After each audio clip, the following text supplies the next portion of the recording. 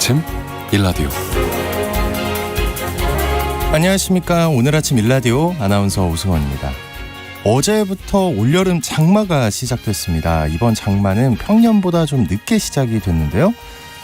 또 하나 며칠 간격을 두고 장마가 시작되는 게 아니라 전국이 거의 동시에 장마권에 들기도 했는데요. 이번 주는 거의 매일 우산을 들고 다니셔야 할 것 같습니다. 최근에 학계에서는 장마를 계속 장마로 부르는 게 맞는지 명칭에 대한 논란이 일고 있다고 하는데요. 보통 6월 중순에 시작해서 7말 8초에 끝나던 게 우리가 부르던 장마였는데요. 최근 20년간은 장마철 강우량이 줄어들고 장마 이후에도 집중호우가 늘고 있어서 장마보다는 우기라고 해야 하는 것 아니냐, 이런 의견도 있다고 합니다. 반면에 우리에게 친숙한 용어를 바꾸는 일은 신중해야 한다는 의견도 있다고 하는데요. 그만큼 과거와 달라진 장마의 패턴, 날씨 변수에 어떻게 대비할지에 대한 변화가 중요해지고 있습니다. 하루 동안도 많은 비가 내리면서 긴장감이 커지고 있는데요. 올여름 장마 다들 큰 피해 없이 모두 무사히 잘 통과할 수 있길 바라며 6월 26일 월요일 오늘 아침 일라디오 출발합니다.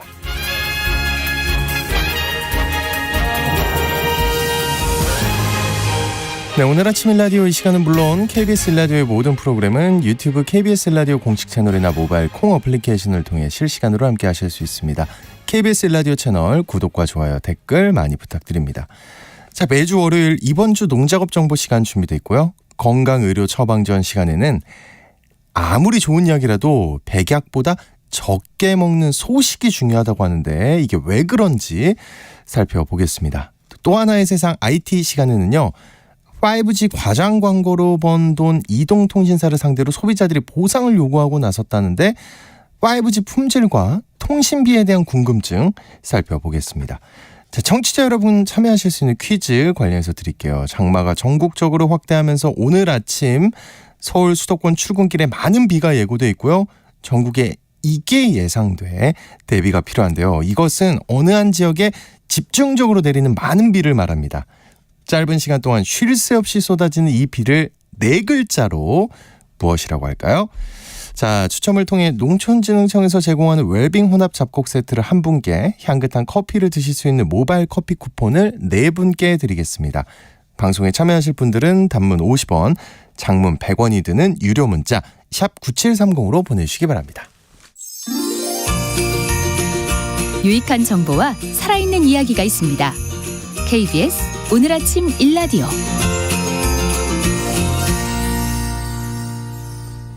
네, 한 주간 농가에서 알아둬야 할 주요 농작업 정보를 전하는 시간입니다. 농촌진흥청 대변인실의 정병진 농촌지도관님 전화 연결되어 있습니다. 안녕하십니까?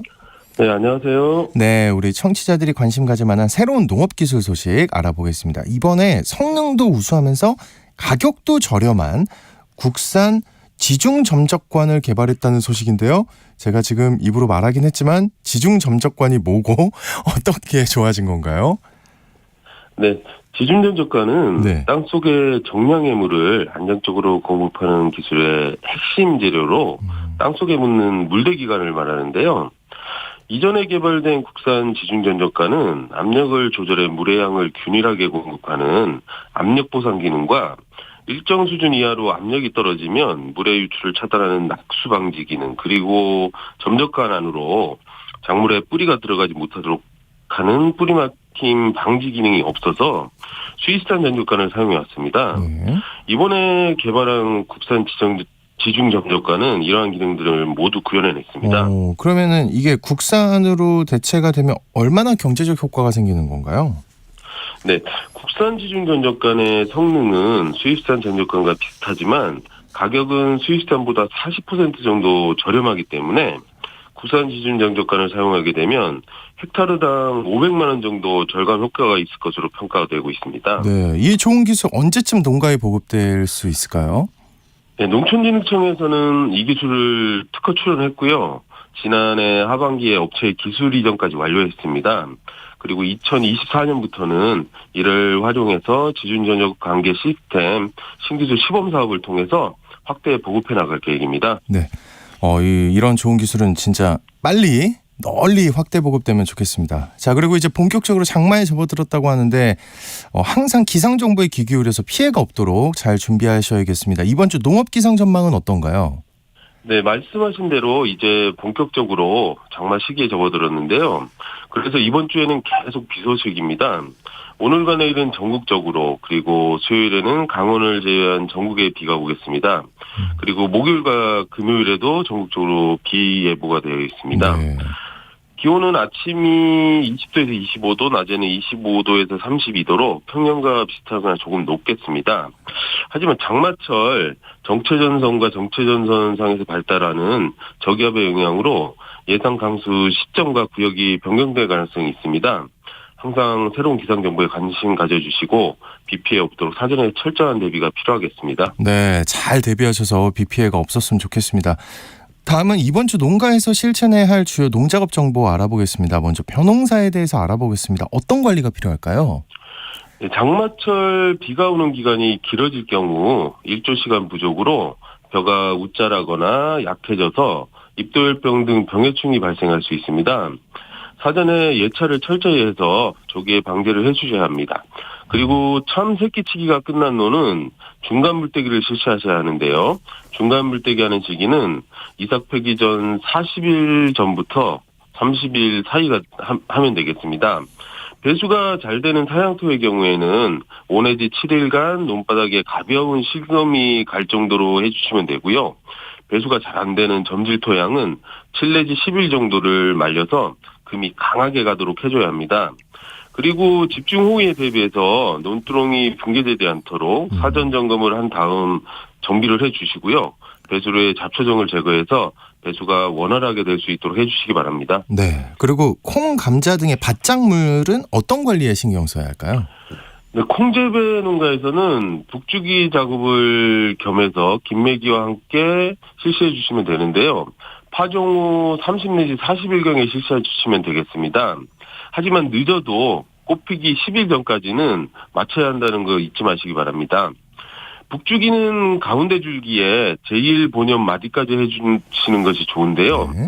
북주기를 해주면 토양 통기가 좋아지고 뿌리 발생을 많게 해서 쓰러짐 방지와 함께 수량도 13% 정도 증가하는 효과가 있다고 합니다.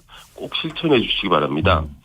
그리고 여름재배 감자는 고랭지 기상 특성상 밤과 낮의 온도 차이가 크고 장마기에는 강우량이 많아서 감자 역병이 발생하기 쉽습니다. 서늘한 온도와 다습한 환경 조건이 되면 철저하게 방제를 해주셔야 하겠습니다. 네. 그리고 장마철 노지 고추 재배 농가도 주의가 필요할 것 같은데요. 네, 맞습니다.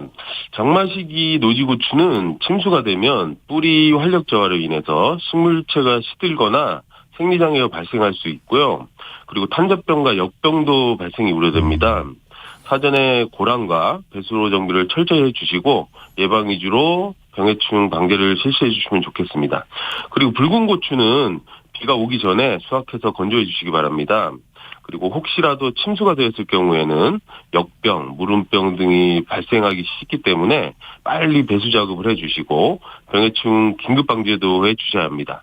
그리고 생육 회복을 위해서 요소 1.2%액이나 사정 복합 비료를 5 내지 7일 간격으로 2 내지 3회 살포해 주시면 좋습니다. 네. 그리고 과수 농가에서도 신경 써야 할 일 알려주실까요? 네, 과실의 비대기와 수확 전 가뭄 이후 급격한 수분 흡수에 의해 주로 발생하는 피해가 열과에 의한 피해인데요. 열과는 과실에 수분이 흡수된 상태에서 과피가 견뎌내지 못하고 갈라지는 현상입니다. 사질 토양과 뿌리가 깊이 뻗지 못한 나무에서 발생이 심한데요. 열과 발생을 예방하기 위해서는 토양의 물리성을 개선시켜주고 생육을 좋게 해줘야 합니다. 그리고 조기에 적과를 해주시고 주기적으로 병든 과실 등 상품성을 잃은 과일을 적과를 해줘야 합니다. 그리고 잎과 열매에 염화칼슘 0.3%액을 2 내지 3회 살포해 주시면 좋습니다.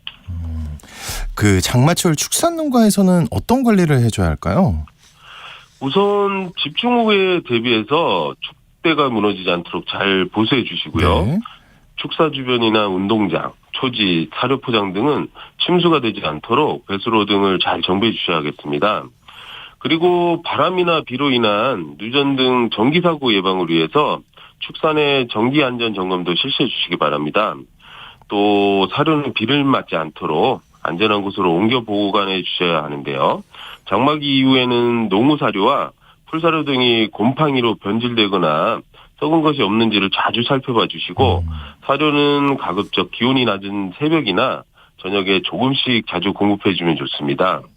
그리고 깨끗한 물과 함께 축종별로 적정한 비타민과 광물질을 별도로 보충해 주셔야 하고요.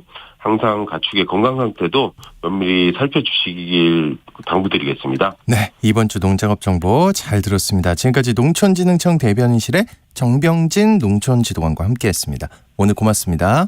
네, 감사합니다.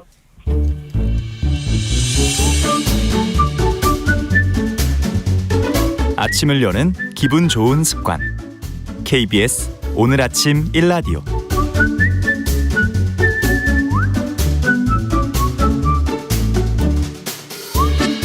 의료 서비스와 질병에 대한 다양한 이슈와 정보를 살펴보는 건강의료 처방전 시간입니다. 오늘은 노화 예방과 건강을 위해서 적게 먹는 소식이 중요하다고 하는데요.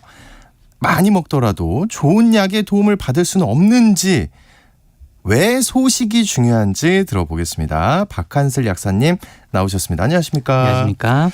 지난주에 항산화제와 노화 얘기를 하면서 식사량을 줄이는 소식이 건강에 좋다, 이 얘기를 잠깐 하셨는데 왜 건강에 좋은 건가요, 소식이?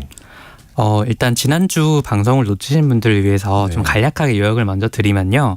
우리 몸은 끝없이 세포를 분열을 시키면서 이제 헌세포를 새세포로 바꿔가는 이런 과정에서 이제 몸의 기능을 유지를 하는데요. 이제 그 과정에서 노화는 좀 어쩔 수 없이 따라오는 그런 부산물 같은 거라고 말씀을 드렸어요. 네. 대신에 노화 속도를 늦출 수 있는 방법은 몇 가지가 있다. 그 중에 하나가 저번에 말씀드린 항산화제고, 그다음에 또 하나가 이제 오늘 말씀드린 이제 소식. 좋은 소식은 아닌데요. 네. 근데 이제 보통 이제 소식이 몸에 좋다 이런 얘기는 많이들 들어서 뭐 아니면 아예 간헐적 단식이 좋다 그쵸, 이런 그쵸. 얘기도 많이 하는데 이게 왜 좋은지는 잘 모르시는 경우가 많은 것 같아요. 그래서 그 얘기를 좀 먼저 설명을 드리려고 하는데요. 네. 이제 소식이나 간헐적 단식이 좋은 이유는 이제 사실은 그런 행동이 좋다기보다는 반대 행동이 안 좋아서 그래요. 그러니까 예를 들어서 금연이 몸에 좋다고 하면은 담배가 사실은 몸에 나쁘기 때문에 담배를 안 피는 게 좋은 거잖아요. 네. 비슷하게 과식이나 폭식이 몸에 안 좋기 때문에 소식이나 간헐적 단식을 하는 게 좋다. 이렇게 이해하시는 게 맞습니다. 그렇군요. 네. 그 다른 구체적으로 뭔가 이렇게 의학적인 이유는 없을까요? 그거는 인슐린 때문입니다. 인슐린이요. 네. 그거는 그 당뇨병 관련된 그거 아닌가요? 네, 맞습니다. 자꾸 그거라고 하는데 호르몬. 네. 네, 우리 몸에서 나오는 인슐린인데 왜 몸에 나쁜 건가요? 이게 말씀하신 것처럼 인슐린 하면은 당뇨병을 제일 먼저 떠올리시는 분들이 많을 건데 이게 당뇨병에서 혈당 조절이 잘 안 되는 분들은 인슐린을 맞아주고 이런 과정이 꼭 필요해요. 왜냐하면 인슐린이 혈당을 낮추는 거니까. 네. 그런데 이게 그 우리 역사상 인류가 지금처럼 영양분을 풍족하게 섭취하는 시기가 없었거든요. 그래서 그 몸에 영양분이 많을 때 이걸 좀 낮춰주는 그런 역할을 하는 호르몬이 인슐린 딱 하나밖에 없어요. 거의. 네, 그런데 이제 이런 중요한 호르몬인데도 이게 사실은 혈당 조절 외에도 다른 역할들을 많이 하거든요, 인슐린이. 그래서 예를 들면은 이제 요즘에 막 무지출 챌린지 이런 말 한번 들어보셨어요? 그러니까 어떤 거냐면 요새 경제 상황이 워낙 안 좋아지다 보니까 이제 청년층에서 나는 오늘 하루에 최대한 적은 돈을 쓰는, 아예 안 쓰면 제일 좋은 그런 무지출 챌린지를 하겠다 해서 그런 건데 또 몇 년 전에 잘 생각해 보시면은 그때는 막 플렉스라고 하죠. 그렇죠. 그 돈을 막 펑펑 쓰고 과시적인 소비를 하고 이런 거를 했는데 이때는 사실 경제 상황이 좋아서였잖아요. 그러니까 우리 삶의 방향도 이렇게 펑펑 쓰는 방향 아니면 지출을 최대한 줄이는 절약형 방향 이렇게 나뉘는 것처럼 우리 몸도 영양분이 많을 때와 적을 때를 이제 딱 모두가 전환이 돼요, 방향이. 근데 인슐린이 딱 나오면 지금은 몸에 영양분이 많다. 그러니까 최대한 그동안 미뤄뒀던 것들 다 하자. 그래서 세포 분열도 많이 하고 근육도 키우고 뭐 이런 되게 많은 일들을 하도록 그렇게 스위치를 딱 바꿔주는 느낌이거든요. 인슐린이 나오면. 그러다 보니까 이제 세포 분열이 계속 늘어나고 그러면 노화가 촉진이 되는. 그렇죠. 왜냐하면 더 빨리빨리 열심히 많이 하는 걸 바라는 식으로 이렇게 하니까. 아, 그래서 그랬군요. 그러면은 인슐린 안 나오거나 안 나오게 막거나 이러면은 수명이 늘어나니까 좋은 게 아닌가요? 예를 들어서 인슐린이 잘 생성되지 않는 당뇨병 환자가 더 오래 살 것 같은 생각이 드는데요. 네. 그렇게 생각하실 수도 있는데 사실 좀 오해의 소지가 있는 네. 얘기라서 좀 더 설명을 드리고 싶어요. 네. 이거는 인슐린이 우리 몸에 꼭 필요한 호르몬이거든요. 네. 그래서 당뇨병은 이게 제대로 안 분비가 돼서 예를 들어 피가 좀 끈적끈적해지고 그러면 당뇨 합병증들이 오기 때문에 굉장히 위험합니다. 그래서 의사 선생님이 처방을 해주시면은 인슐린 같은 걸 꼭 꼬박꼬박 맞으셔야 되는 거고요. 그런데 이 인슐린이 이런 식으로 중요한 기능을 수행하는데 나오면 노화가 된다. 이러면 되게 진퇴양난이잖아요. 그렇죠, 우리가. 그렇죠. 네. 그런데 우리가 세상을 너무 이분법적으로 보면은 잘 해결이 안 되는 경우가 많아요. 나온다 만다 말고 그럼 얼마나 나오는 게 적당하냐. 요거를 조절하는 게 중요하다는 거죠. 그런데 이제 이거를 그럼 어느 정도 나오게 줄일 거냐를 식사량으로 우리가 조절을 할 수가 있어요. 그래서 소식을 하는 게 좋다라는 건데 보통 이렇게 말하면 성차별적일 수도 있어서 조심스럽긴 하지만 네. 이제 남자들은 디저트를 잘 안 먹으니까 네. 여자분들이 보통 식사량은 적은데 나 소식해라고 하는데 보면 디저트를 많이 드시는 분들이 네. 계세요. 그런데 그런 문제가 뭐냐면 우리가 너무 단 디저트를 먹으면 혈당이 확 올라갑니다. 그러면은 그냥 보통 식사를 할 때나 아니면 조금 과식할 때보다도 인슐린이 더 많이 나올 수가 있거든요. 그래요? 확 올라가니까. 그런 것 때문에 이제 꼭 식사량을 조절한다는 거만 매몰되지 말고 이제 디저트 같은 거 이런 것도 좀 확실히 좀 줄여야 된다 이런 걸 기억을 하셔야 되고요. 네.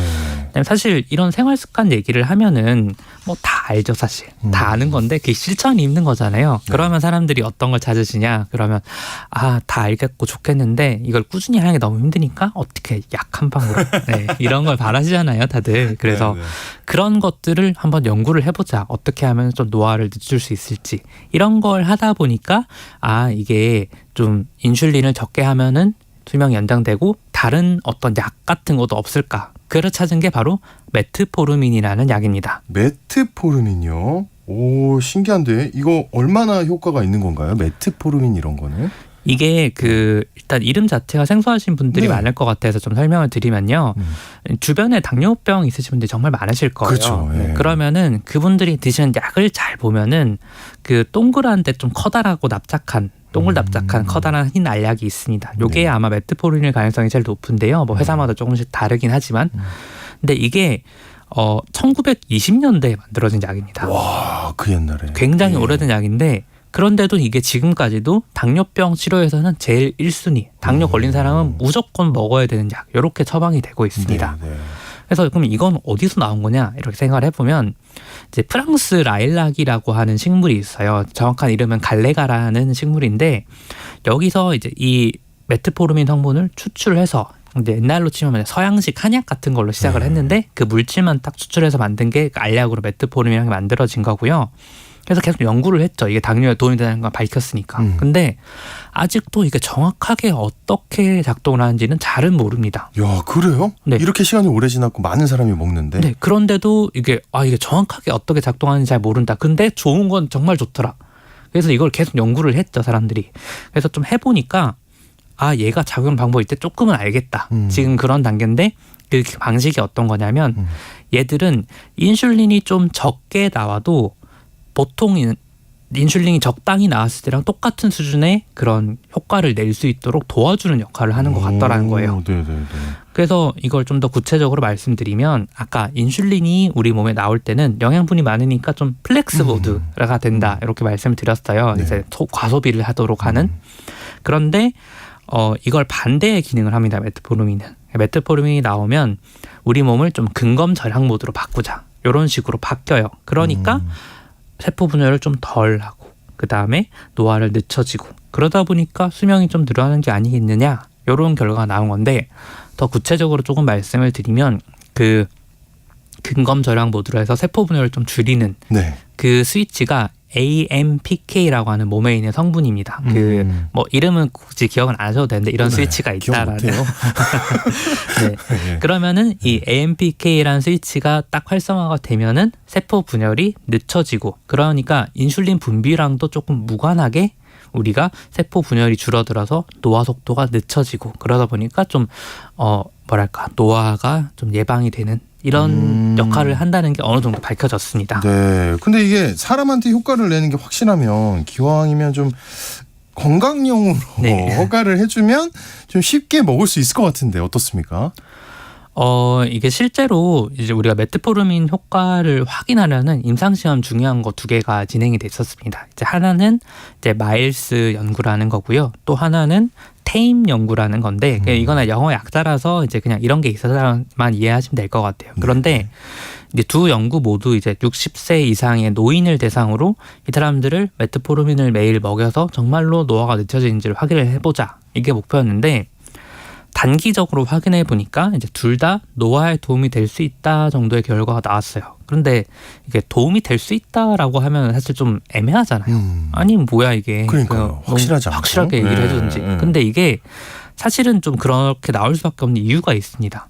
우리가 임상시험 같은 걸 하면은 사람을 대상으로 어떤 약의 효과를 보는 건데 이게 비용도 많이 들고 그러다 보니까 보통 길어도 3년밖에 이걸 추적을 못 합니다. 근데 그런데 사실 노화라는 게 뭐 1년, 2년, 3년 비교해서 그렇게 큰 효과 차이가 볼 수 있는 게 아니고 뭐 10년, 20년 지났을 때 야 이게 이렇게 차이가 벌어진다고? 이렇게 점진적으로 누적되는 게 노화잖아요. 이러니까 애초에 이렇게는 파악하기가 힘든 거죠. 노화라는 것 자체를.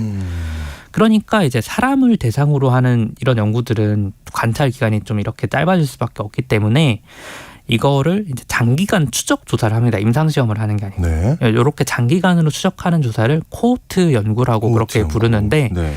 이거는 이제 막 30년, 40년씩 추적을 합니다. 그러다 보면은 정말로 이 40년 지났을 때 사람들이 얼마나 뭐 건강이 좋아지고 어떤 음식을 먹었을 때 이런 것까지도 다 분석이 될 수가 있는데 문제가 되는 거는 이 메트포르민을 먹으면 수명 연장 효과가 날 수도 있다는 게 최근에야 조금 밝혀진 거잖아요. 그러니까 지금부터 추적을 시작해도 30년은 지나야지 알 수가 있다는 게 네, 그래서 좀 문제인 거고 그래서 우리가 좀 합법적인 방식으로 메트포르민을 이제 노화 방지 목적으로 처방받아서 쓰기에는 조금 아직은 무리가 있다. 그리고 그래요? 네, 해외에서는 물론 이제 이런 연구 결과를 바탕으로 나는 그럼 이거를 그런 목적으로 먹을래. 이렇게 먹는 사람들이 있는데 저는 사실 그렇게 썩 권장드리고 싶은 방법은 아닌 것 같아요. 그래도 노화 방지 효과가 어느 정도 입증이 됐으면 먹는 게 좋을 것 같은데 아닌가요?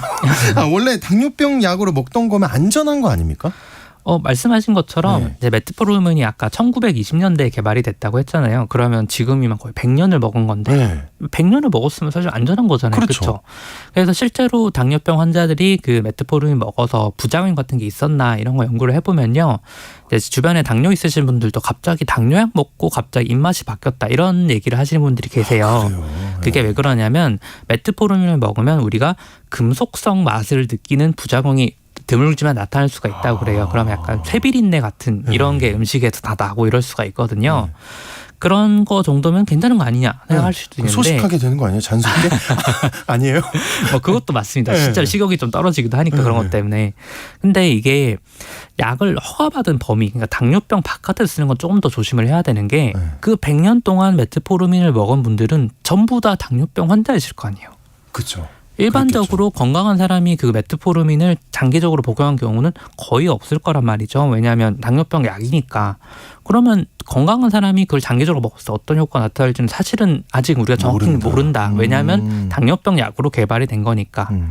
그러니까 지금 할 수 있는 최선은 우리가 약 하나 먹어서 뭔가 해결을 하려는 것보단 좀 식사량을 조금이라도 좀 줄이는 걸 좀 꾸준히 실천하는 게 제일 좀 바람직하지 않나라고 생각을 하고 이게 또 간헐적 단식이 유행하다 보니까 갑자기 그럼 나는 간헐적 단식을 해야겠어 이러면서 딱 끊어버리면 오히려 요요 현상 같은 게 생겨서 더 건강이 나빠질 수가 있거든요. 굶다 보면 너무 배고파져서 또 많이 먹고 이렇게.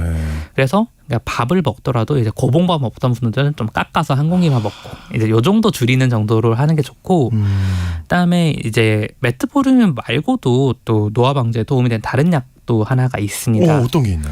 요거는 이제 리파마이신이라는 약인데요. 이제 리파마이신이라는 약은 원래는 면역 억제제로 개발이 된 거예요. 근데 이제 면역 억제제가 왜 수명 연장에 도움이 되냐 하니까 우리가 만성적으로 스트레스를 받으면 몸의 염증 수치가 좀 높아지는 그런 경향이 있습니다. 스트레스 받으면 막 어디 아프고 막 그러잖아요. 근데 이 염증 수치를 낮춰주는, 그러니까 면역을 억제하면은 염증 수치가 낮아지니까 수명이 연장되지 않겠냐. 근데 이거는 정말 메트포르민보다 더 명확하게 증명이 됐습니다. 동물 실험 같은 거에서도. 네. 그러면 정말로 투명 현장이 되는 건데 이게 면역 억제제는 또 메트포르민만큼 쉽게 먹을 수 있는 약은 아니잖아요. 네. 면역을 억제하는 거 얼마나 조심히 써야겠어요. 그러다 보니까 일단은 메트포르민 연구를 기다리고 있는 게 더 우선일 것 같고 그 리파마이신이라는 약도 아직은 많이 멀었기 때문에 결국은 소식밖에는 답이 없다. 되게 원하는 답변을 드릴 수밖에 없을 것 같습니다. 한 10분 동안 한마디 나오길 기대했는데 안 나오네요. 알겠습니다. 예, 뭐 정석대로 가야죠, 그죠? 예. 건강의료 처방전 오늘은 소식의 중요성에 대해서 살펴봤습니다. 지금까지 박한슬 약사님과 함께했습니다. 고맙습니다. 감사합니다.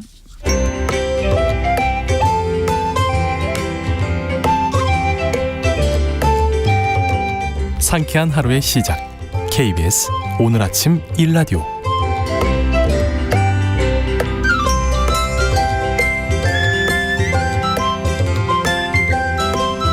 우리가 반드시 알아야 할 또 하나의 세상 IT 시간입니다. LTE보다 20배 빠르다는 이동통신 3사의 5G 광고에 대해서 최근 공정거래위원회가 과장 광고다 이렇게 결론을 냈는데요. 그러자 소비자들이 피해 보상을 위한 소송에 참여하고 있다고 합니다. 이 소식 살펴보겠습니다. 히든브레인 연구소의 송태민 소장님 나와주셨습니다. 안녕하십니까? 네, 안녕하세요.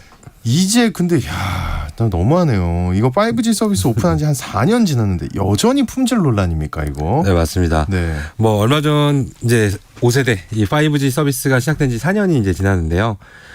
누적 가입자만 3천만 명이 넘어갔어요. 아, 그럼요. 그렇게 네. 유도를 했는데. 그죠?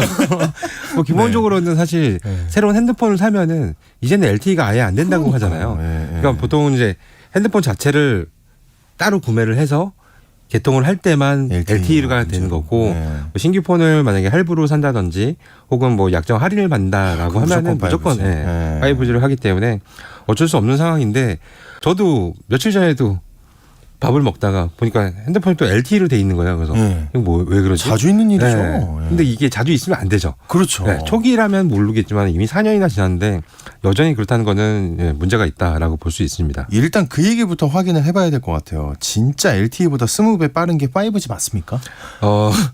뭐 이론상은 뭐 맞다라고도 맞아요? 할 수는 있는 것 같은데 사실 근데 5G도 종류가 좀 여러 가지가 있어요. 그렇기 때문에 근데 우리가 쓰는 것은 사실 그게 아니다라고 얘기를 할 수 있을 것 같은데요. 일단은 뭐 지방은 둘째치고서 서울 도심에서도 인터넷이 느리고 잘 안 터진다라는 게 지금도 여전히 가능한 얘기고요. 그다음에 뭐 인터넷뿐만 아니라 전화도 잘 안 되거든요. 그래서 더더욱 더 이제 소비자들의 불만이 커져 있는데 여기서 또 중요한 부분이 초기 때는 아까도 얘기했지만 초기 때는 그럴 수 있다라고 쳐도 지금 4년이 지난 지금까지 문제가 되는 거는 대체 어떤 문제일까 이런 부분에 대해서도 제가 좀 이따가 설명드릴게요. 그래요? 네네. 왜냐하면 저는 기대를 아예 안 하고 있어가지고. 네네. 그 도심에서도 이러면 사실 지역에서는 훨씬 더 안 터질 게 뭐 자명한 사실일 것 네네. 같은데 지난주에 전국 농어촌에 5G 공동용 2단계가 상용화 시작했다 이렇게 얘기 잠깐 전하면서 이젠 잘 터지겠죠 이랬는데 아닌가 봐요. 그죠. 네. 아니죠. 네. 근데 그래도 기존보다는 좀 많을 것 같아요. 왜냐면은 이거는 공동 이제 이용을 하는 거잖아요. 그렇다 보니까 통신 3사의 각자의 이제 기지국들이 있을 텐데 그 기지국들을 같이 활용하기 때문에 기존 대비보다는 좀 더 뭐 잘 되겠지만은 그래도 애초에 5G가 이렇게 속도가 빠르고 이렇게 좋다라는 설명보다는 아무래도 한참 뭐 밑에 있을 것 같다라는 부분 좀 있을 것 같습니다. 야, 진짜 왜 그럴까요? 이거 너무하는 거 아닙니까? 맞아요. 어떤 이유입니까, 진짜? 우선은 이제 20배 빠르다. 기존의 LTE보다 20배 빠르다라고 하는 거는 현재로서는 이제 5G 통신 서비스에 그런 서비스는 현재 없다라고 진짜요? 보시면 될 것 같고요. 그러면 지난 4년 동안 이용했던 거 환불해줘야 되는 거 아닙니까? 그러니까 뭐 그런 생각까지 있는데 일단 왜 그럴까라는 부분부터 한번 얘기를 해볼게요. 5G 같은 경우는 죄송합니다. 5G 같은 경우는 이제 통신 이 속도에 따라서 3.5GHz와 28GHz라는 두 개로 나누게 돼요. 그래서 28GHz라는 거는 LTE보다는 말 그대로 20배 정도 진짜 빠릅니다. 하지만은 이 이론상에는 아무런 장애물이 없이 최상의 조건일 때만 가능하다는 부분이 있고요. 그다음에 통신 이 기계에도 여러 가지 핸드폰이 막 붙을 거잖아요. 네. 근데 그게 아니라 한 개만 붙었을 때만 세상에. 아주 한마디로 최상의 조건. 야, 있을 수 없는 일을. 네, 맞아요. 네. 근데 그런 것들이 있는데 이거 말고 사실 우리가 지금 현재 쓰고 있는 거는 3.5GHz라는 거예요. 그거는 기존의 LTE보다는 평균 한 3배에서 4배 정도만 빠른 네. 이런 속도가 되는 거고요. 결국은 20배 빠르다는 거는 그냥 낚시용 문구였던 것 같은데 세상에. 약간 네. 또 재미난 것도 있어요. 5G가 처음에 개통할 때 생겼을 때 저한테 사실 광고를 줬어요. 저는 이제 딸들하고 이제 유튜브 채널을 하고 있는데 이런 5G가 좋다라는 걸 광고해달라라고 의뢰가 와서 통신사에서 이제 제작을 했죠, 제가. 근데 한 1년 정도 지나고 나서 다시 연락이 오더라고요. 20배 빠르다는 문구 좀 지워주세요. 라고 해서, 좀 뭔 일이 있나 보다. 라고 이제. 본인들이 처음에는 20배 빠르다고 해달라고 그러더니 1년 네. 뒤에 좀 바꿔달라고. 네, 그 부분을 빼달라라고 아예 요청이 따로 오더라고요. 그래서, 뭔 일이 있나?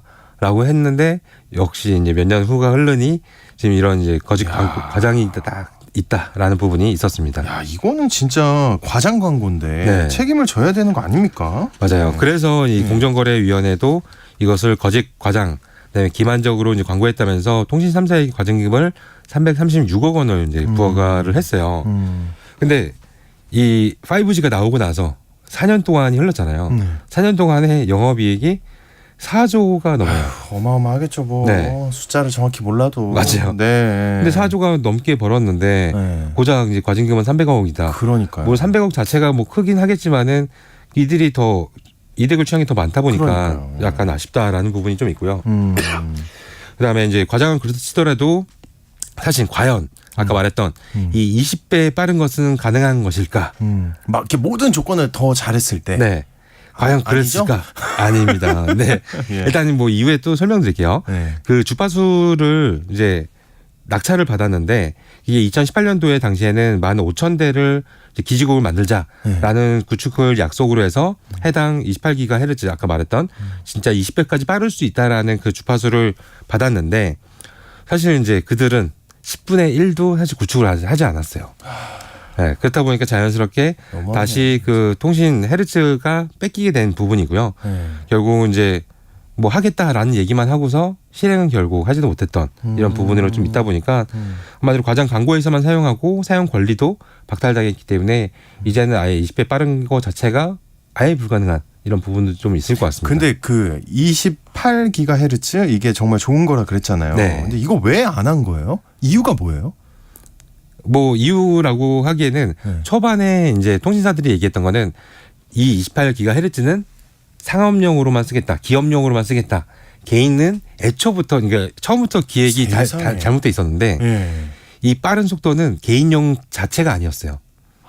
네, 아예 기업용으로 해서 소위 말하는 요즘 나오는 뭐 자율주행이라든지 뭐 사물 인터넷이라든지 이런 쪽 용도로 제작을 자기네들이 하겠다라고 선포를 했었고 네. 개인들은 애초에 20배 빠른 속도가 아니라 3, 4배 정도 빠른 속도였는데 물론 이제 28GHz도 하려고 했죠. 근데 하지만 네. 말씀드린 것처럼 개인이 아니라 기업용이었다라는 부분이 좀 있었습니다. 네. 어쨌든 그러면은 28GHz를 사용 못하게 된 거잖아요. 그죠? 네, 그러면 맞아요. 우리가 사용하는 통신 속도는 엄청 느려지는 건가요? 어떤가요? 사실 아니라는 게 사실 또 더 아니에요? 이제 눈물이 나는데 네. 네, 조금 전에 설명드렸다시피 28GHz는 애초에 없었어요. 네, 우리들한테 없었습니다. 뭐야, 그러면 기분 탓이었던 거예요? 네, 맞아요. 기분적으로 그냥 앞에 아니 위에 5G라고 써 있으니까 그런 줄 맞아요. 알았는데 아니었군요. 네, 그래서 우리들은 전혀 이제 앞으로도 못 느낄 거고 전에도 못 느꼈던 세상에. 아, 네, 너무 이런 슬프다. 부분이 있었기 때문에 네. 약간 눈물이 나는 이런 부분들도 있을 것 같고요. 네. 하지만 이렇게 20배 빠르다고 광고했고 이걸 믿고서 이제 비싼 요금제를 감당해온 이 소비자들은 사실 뭐 그냥 넘어가야 될까라는 부분들 좀 있을 것 그건 같아요. 아닌 것 같아요. 예. 네, 왜냐하면 기존에 비해서도 한마디로 LTE 서비스에 비해서 가격이 2-3배 이상 이제 비싸거든요. 제가 지난번에 이제 통신요금 얘기하면서도 가장 저렴한 이런 요금제를 얘기했는데 한 4-5만 원 선이었어요. 근데 LTE 같은 경우는 10,000원대에서 20,000원대도 있거든요. 그렇다 보니까 아무래도 5G라는 이유만으로도 여전히 고액으로만 진행하는 게 약간 안타깝다라는 생각이 좀 들기도 하고요. 네. 네, 다시 한번 얘기하면은 이 5G 기지국 구축 미흡이잖아요. 한마디로 이 상태인데도 여전히 고가의 요금만 계속 이용자들은 납부하고 상황이다 보니까 약간 아쉽다라는 생각도 있고 이동통신 3사가 올해 1분기 약간 경기가 좀 둔화가 됐는데 네. 그래도 매출이 증가했고요. 아유, 예. 네, 상반기에만 그렇죠. 예, 영업이익 총액이 1조가 넘는 네, 막대한 이익을 또 거뒀습니다. 참. 그 기억은 납니다. 뭐 승부에 빠르다 이것도 기억이 나고요. 네. 뭐 세계 최초다. 네, 막 맞아요. 그래갖고 막 이벤트 했던 것도 기억이 나요. 네. 막 달리는 차에서 막 뭐 하고 이랬던 것 같은데 품질은 근데 왜 이러는 겁니까? 도대체? 일단은 1등을 하기 위해서 온갖 노력을 했던 건 맞아요. 그래서 평창올림픽 때 5G 올림픽을 뭐 구현하겠다라고 해서 맞아요. 그랬던 네, 것 같아요. 근데 그 당시에는 28GHz였어요. 소위 말해서 아까 얘기했던 20배 진짜 빠른 거를 그 당시에는 시범 운영을 했었죠. 네, 일반 사람이 사용한 건 아니지만. 네. 그래서 이제 그렇게 해서 했던 부분이 있다 보니까 뭐 시범 테스트만 제대로 운영, 뭐 그 당시에만 운영하고 실질적으로 구현하기가 힘들었던 거는 왜냐면은 이 5G 같은 경우는 속도가 이제 빠른 대신에 장애물에 대한 부분이 좀 약해요. 예를 들어서 기지국과 기지국 사이에 나뭇잎만 있어도 속도가 현저히 줄거든요. 그래요. 네, 그만큼 이제 굉장히 기지국을 촘촘히 박아야 된다라는 단점이 굉장히 있는 이런 부분들입니다. 근데 그 당시에는 그냥 속도만 빠른다라는 거에 집중을 하다 보니까 이 기지국 건설에 대해서 뭐 어떻게든 되겠지라는 생각을 좀 하지 않았을까라는 생각이 들어서 뭐 기지국 건설이 기존보다는 훨씬 더 많아지고 비싸다 보니까 당연히 요금제도 더 올라가는 게 맞겠죠. 근데 이제 이상하죠. 네, 요금제는 이상하죠. 올라갔는데 너무 기지국은 네. 네, 말한 것처럼 많이 안 깔았기 때문에 그래요. 네, 그런 부분들이 좀 이제 문제가 되지 않았을까라고 생각이 듭니다. 차라리 그냥 제가 되게 뭐 멍청한 발언일지 모르겠지만 네. LTE를 더 많이 해주지, 더 촘촘하게 해주지. 참 답답합니다. 어쨌든 그 5G 과장 광고로 인해서 네. 피해는 소비자인 일반 국민이지 않을까 싶은데요. 네. 이거 어떻게 해야 됩니까? 보상 어떻게 받아요? 뭐 받을 수도 있겠지만은 네. 일단 현재 소비자들이 소송을 굉장히 많이 하고 있어요. 그래서 물론 개인적으로 한다기보다는 단체를 모여서 이제 하는 것 같은데 현재 소송의 참여자가 1,000명이 넘는다고 하더라고요. 이거는 사실 이제 품질 문제 논란 때문에 2년 전부터 이미 이제 소송을 진행 중이었어요. 근데 그 당시에는 한 500명 정도였는데 현재는 이제 1,000명이 넘게 아마 지금은 더 많아지고 있을 것 같아요. 왜냐하면 이 손해배상에 대해서 뭔가 증거 자료를 내밀어야 되는데 현재 과징금까지 나온 상황이다 보니까 충분하게 더 많이 급격하게 늘 거라고 생각이 들기도 합니다. 네네네. 네. 일단은 뭐 이론상으로는 아까 얘기한 것처럼 뭐 LTE보다 20배 빠르다라는 거를 명확하게 설명하지 않았고 그다음에 기지국조차 이 구축조차 소홀하게 했다라는 부분으로 해서 아마 소송이 들어가는 부분이라고 생각이 들고요. 그다음에 박은규 이제 과기부 이제 2차관 같은 경우는 얼마 전에 또 얘기하면서 이 5G 통신 요금을 뭐 가격을 낮추겠다라고 이제 얘기를 했어요. 근데 과연 지금부터 가격을 낮추는 게 의미가 있을까? 네, 이미 4년 동안 받아왔던 것들이 있는데. 네.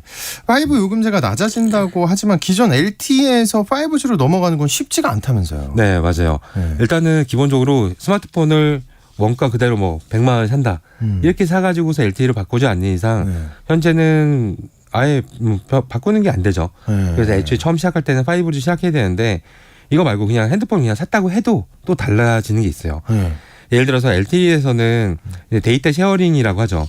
예를 들어 스마트워치, 그다음에 뭔가 태블릿 PC를 동시에 쓴다고 했을 때 여기다 유심카드를 껴서 데이터를 같이 공유해서 쓰잖아요.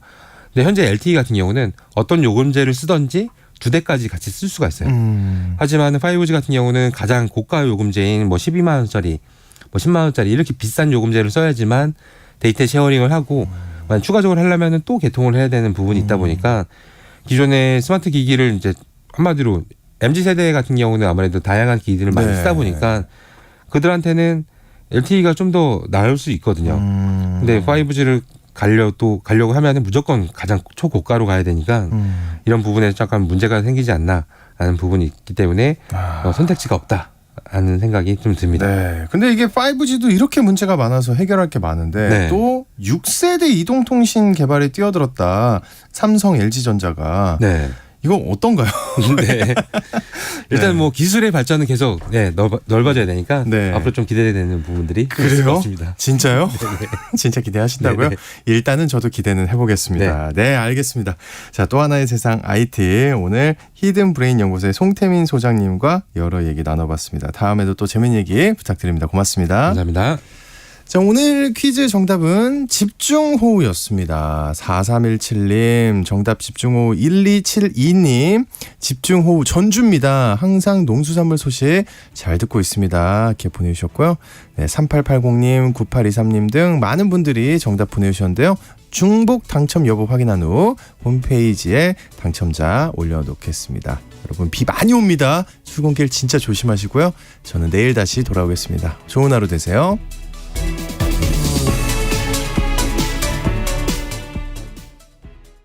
일 년에 한 번 이상 농지를 경운하고 용배수로를 정비하여 농지의 기능 유지에 최선을 다하는 우리의 청년들.